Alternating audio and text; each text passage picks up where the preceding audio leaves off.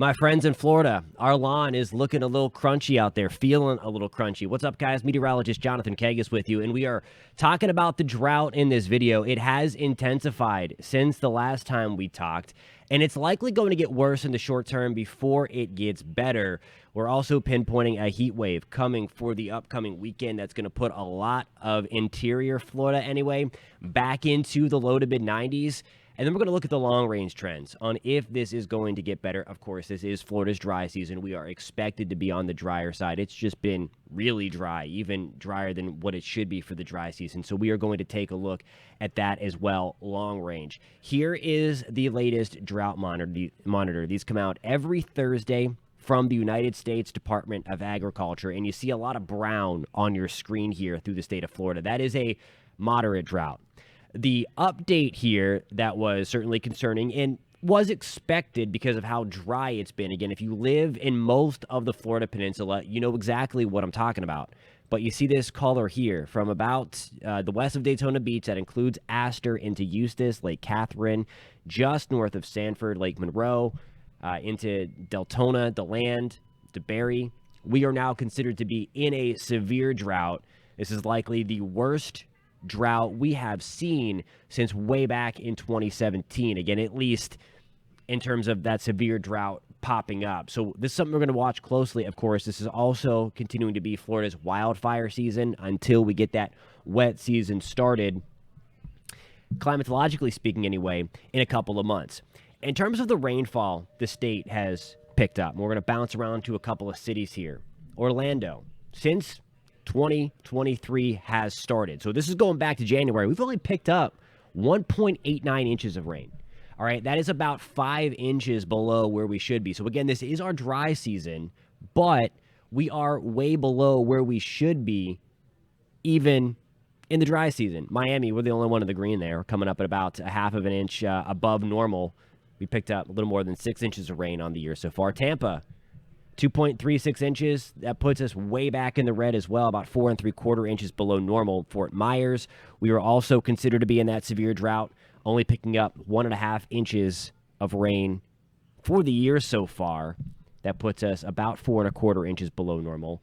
Jacksonville, we've picked up a ton of rain, but we typically see a little bit more rain than elsewhere across the state. That still puts us 1.83 inches below normal, to be exact. We have seen 6.7 inches fall in the rain gauge. All right, so this is going to be over the next 8 to 14 days. This is the official precipitation outlook from the Climate Prediction Center.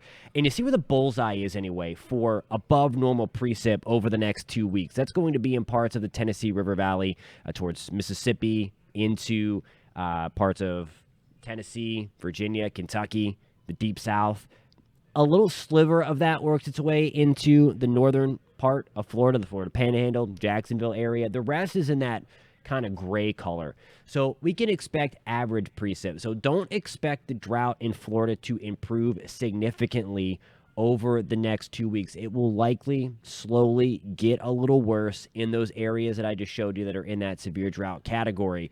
We're going to have to wait a while for some significant improvements. Now, we have had significant improvements in the Panhandle and Big Bend because of some of that heavy rain that we got over the last few weeks, but a lot of that did not translate down into the peninsula.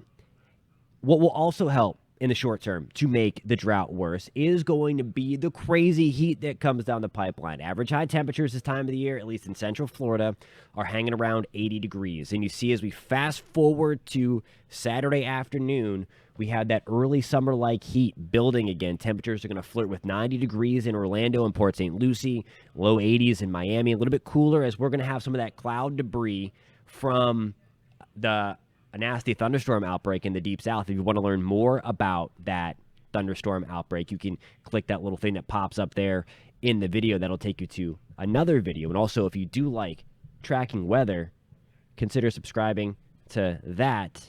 That is going to be another channel that just popped up there, and that will take you to all things weather. Anyway, back to this video. A little bit cooler in Tallahassee because of the cloud debris and because of the increasing rain chances. Look at this. On Sunday, this will likely rival the hottest day of the year by far in Orlando, 93 degrees. We're talking low to mid 90s It's, March 26th by that time. We're in the mid-80s in Tampa, 86 in Fort Myers. Still a little cooler for us because we've had the influence of that cooler air.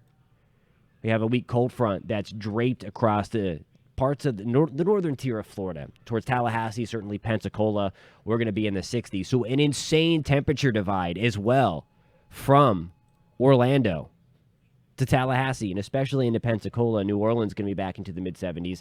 That is closer to where it should be for this time of the year. For them, the heat rages on early next week.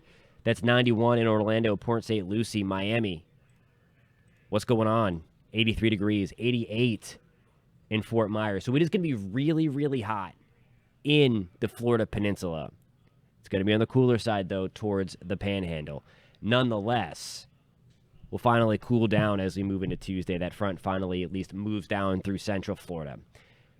I promised earlier in the video that we would take a look at some of the long-range trends here. Now, this is also from the Climate Prediction Center here. This is going to be the drought outlook through June, and you see that kind of puke green color that highlights, I guess, olive green to be less disgusting. This color here that's draped across most of the state of Florida, that's where that drought is. But you see that green color represents where the Climate Prediction Center thinks that the drought is going to begin anyway to end. Now, this does correspond with the start of the wet season. We typically get the sea breeze set up when you get the land hotter than the ocean. You get those storms to fire up, or at least that you get the clouds to fire up right along the coast and then march inland. Then you get the storms to explode. We're used to that in the summer. You know, when you look outside your window at 3 o'clock in the afternoon and you see those storms just like clockwork, that's the sea breeze initiation. That is our wet season. We start to get that like clockwork every single day. That is no doubt going to help the drought situation as we move into late May and early June. It'll be interesting to see if this can happen. We've already seen the sea breeze initiate in February, in March, because it has been way, way hotter than it typically is. So we're going to watch that closely and watch these trends. But in the short term, that drought is likely going to get stronger. In the long term, though, we are likely going to see improvements, especially once we get deeper into the summer, later in June, later in July, and then certainly as we roll down the pipeline in August after months of dealing with those afternoon sea breeze storms. Thank you guys a ton for watching. If you enjoyed this video, please hit that thumbs up. Consider subscribing as well, and we will catch you next time.